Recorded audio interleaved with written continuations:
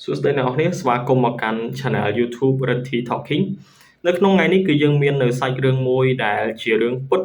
ហើយជារឿងមួយដែលបងប្អូនអាចនិយាយបានថាបើសិនជាបងប្អូនទស្សនាវីដេអូនេះហើយយកចិត្តទុកដាក់ស្ដាប់បន្តិចខ្ញុំគិតថារឿងនេះគឺជារឿងមួយដែលអស្ចារ្យហើយក៏ជារឿងមួយហាក់បីដូចជារឿងនិទានខ្ញុំលេងបណ្ដាញសង្គមខ្ញុំអូសឃើញរូបភាពមួយសន្លឹករបស់ TikTok ឬក៏ Facebook ចឹងណាគាត់ផុសរូបនេះបងប្អូនឃើញរូបហ្នឹងអត់ខ្ញុំឃើញនៅលើបណ្ដាញសង្គមខ្ញុំមានអារម្មណ៍មួយថាប្រហែលជា Cristiano Ronaldo ដែលជាកីឡាករបាល់ទាត់មួយរូបដែលមានឈ្មោះល្បីល្បាញហ្នឹងគាត់ជួប fan របស់គាត់អីចឹងណាខ្ញុំក៏អត់សូវចាប់អារម្មណ៍ដែរ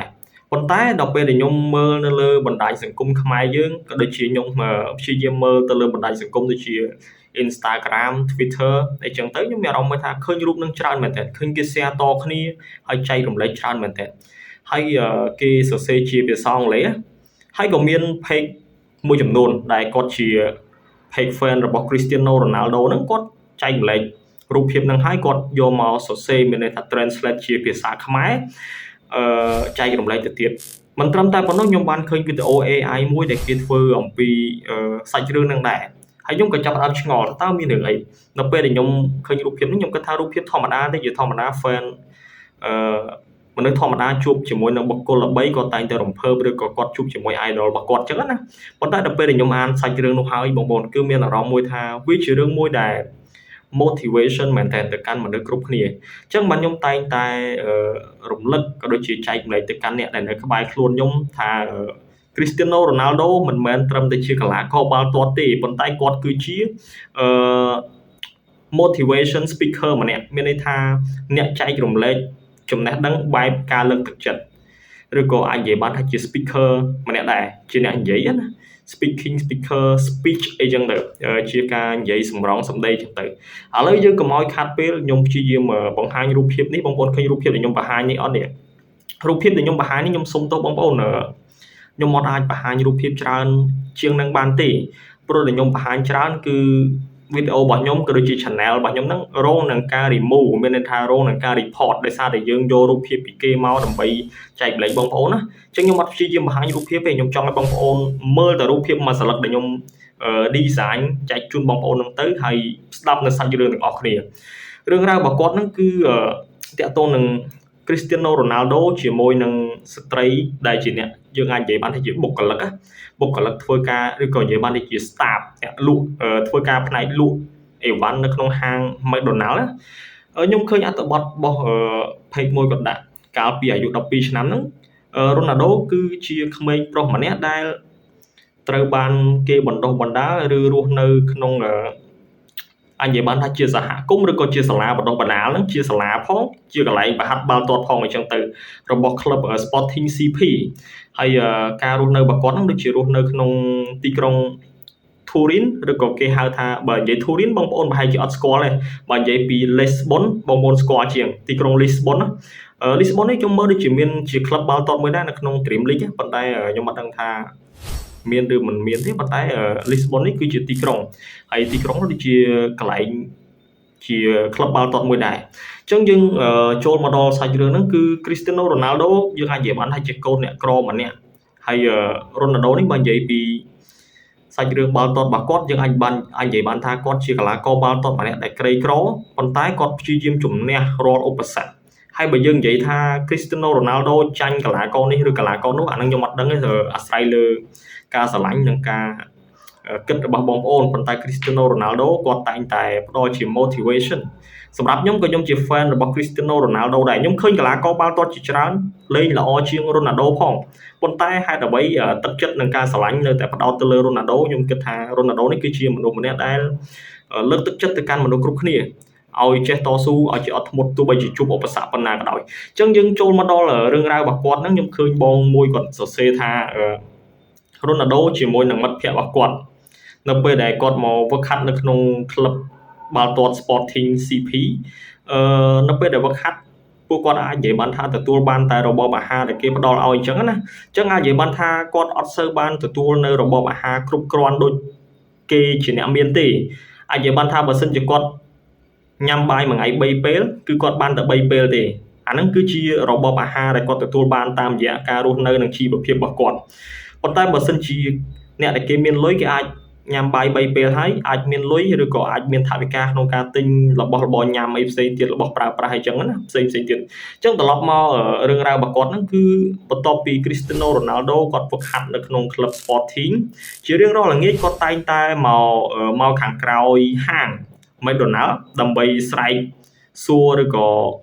ស្វែងរកអ្នកដែលគាត់ធ្វើការអញ្ចឹងណាធ្វើការជាបុគ្គលិកស្រីនៅក្នុងហាងហ្នឹងគាត់តែងតែសួរថាតើមានម្ហូបអាហារអីសល់ឲ្យគាត់ញ៉ាំបានអត់អញ្ចឹងណាដូចជាអាចនិយាយបានថាបើបងប្អូនខ្វះខាតដូចថាបងស្រីឬក៏អ៊ីអញ្ចឹងទៅតើមានម្ហូបអាហារណានៅសល់អត់ពួកខ្ញុំឃ្លានអញ្ចឹងទៅតែហាត់បាល់ហើយឬក៏ដល់ម៉ោងទៅវឹកហាត់ប៉ុន្តែឃ្លានក៏ពួកគាត់តែងតែគោះទ្វារហាងគោះទ្វារខាងក្រោយហាង McDonald ហ្នឹងដើម្បីសុំម្ហូបអាហារដែលនៅសេសសល់សម្រាប់ការបរិភោគចំពោះការឃ្លានរបស់គាត់អញ្ចឹងណាអញ្ចឹងនារីម្នាក់ដែលនៅក្នុងរូបភាពនេះបងប្អូនឃើញនៅក្នុងរូបភាពហ្នឹងគាត់ជាមួយនឹងបុគ្គលិកជាច្រើនអ្នកទៀតអញ្ចឹងណាប៉ុន្តែអាចនិយាយបានថាប្រហែលជានារីម្នាក់ហ្នឹងជានារីម្នាក់ដែលតែងតែយកនំកាន់នំមកផ្ទាល់យកមកឲ្យ Cristiano Ronaldo ជាមួយនឹងមិត្តភ័ក្តិរបស់គាត់ហ្នឹងញ៉ាំអញ្ចឹងទៅជាអាចនិយាយបានថាជា hamburger ហ្នឹងឯង hamburger ឬក៏នៅក្នុងហាង McDonald មានតែ hamburger ហ្នឹងឯងឬក៏ដំឡូងបំពងអញ្ចឹងទៅឲ្យ Cristiano Ronaldo ជាមួយមិត្តភ័ក្តិរបស់គាត់ញ៉ាំជារៀងរាល់ល្ងាច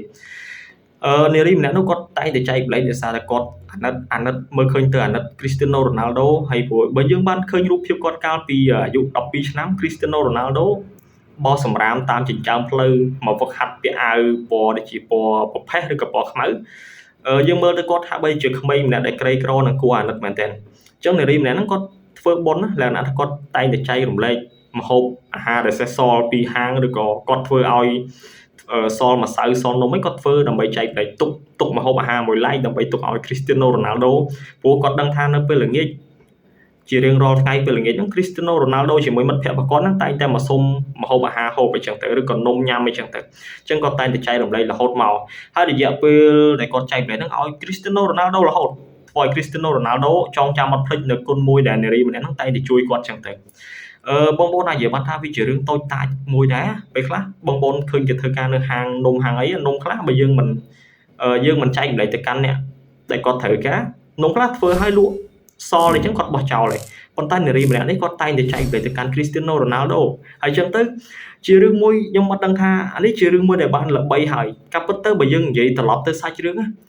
ប្រហែលជាមិនមែនមានតែ Cristiano Ronaldo ទេដែលទទួលបាននំពីគាត់បានជំនួយពីគាត់តាមមើលមានក្មេងៗជាច្រើនដែលមកសុំជំនួយឬក៏សុំនំពីគាត់ហ្នឹងគាត់តែងតែឲ្យដែរប៉ុន្តែក្នុងចំណោមក្មេងទាំងអស់ហ្នឹងមានមនុស្សម្នាក់ដែ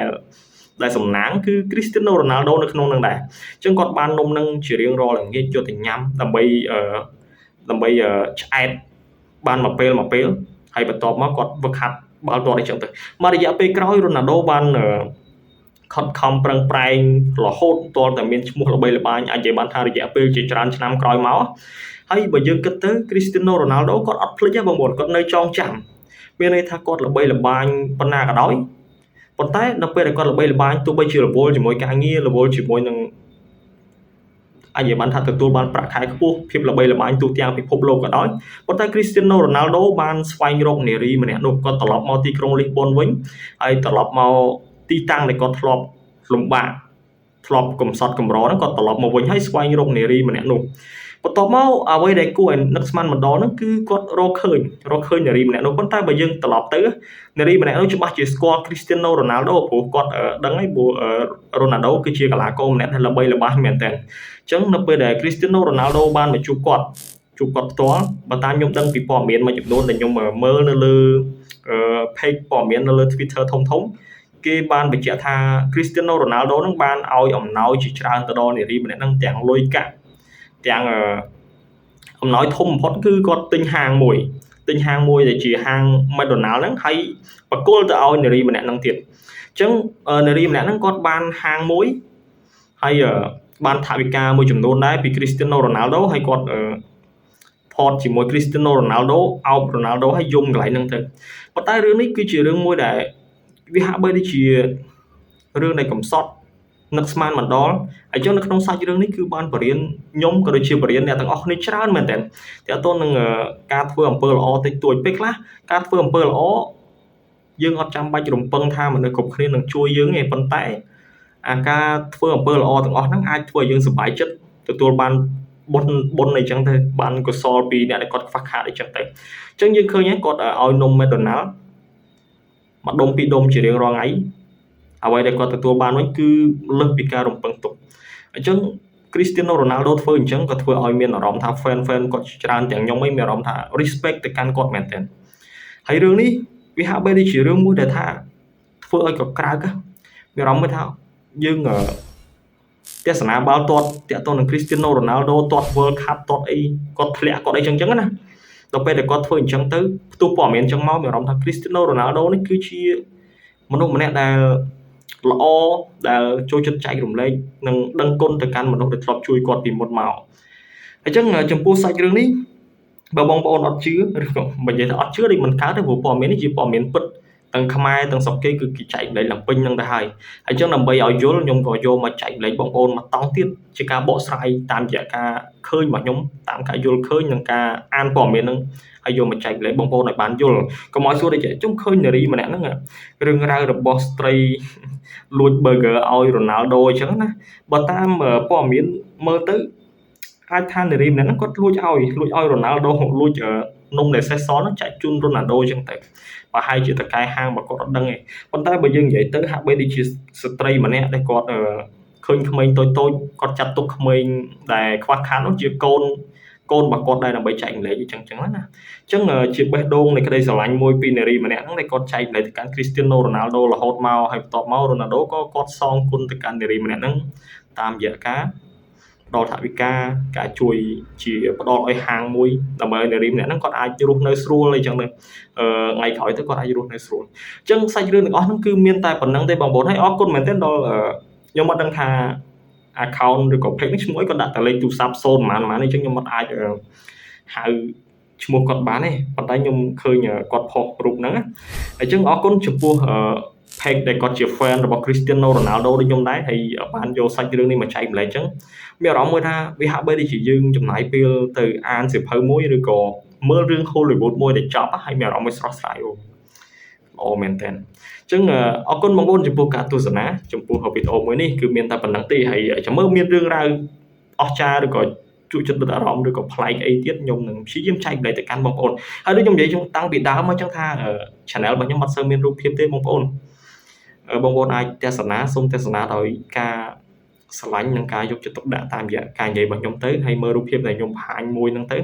បាទអញ្ចឹងគឺមានតែប៉ុណ្ណឹងសូមអធិស្ឋានផងជាចុងក្រោយសូមអធិស្ឋានចំពោះការនិយាយរបស់ខ្ញុំបើសិនជានិយាយទៅខុសឬក៏មានការលើសលួសពាក្យសម្ដីណាមួយបាទអរគុណចំពោះការទស្សនាយើងជួបគ្នានៅវីដេអូក្រោយបាទកុំភ្លេចចុច Subscribe Channel ខ្ញុំមួយផងបាទ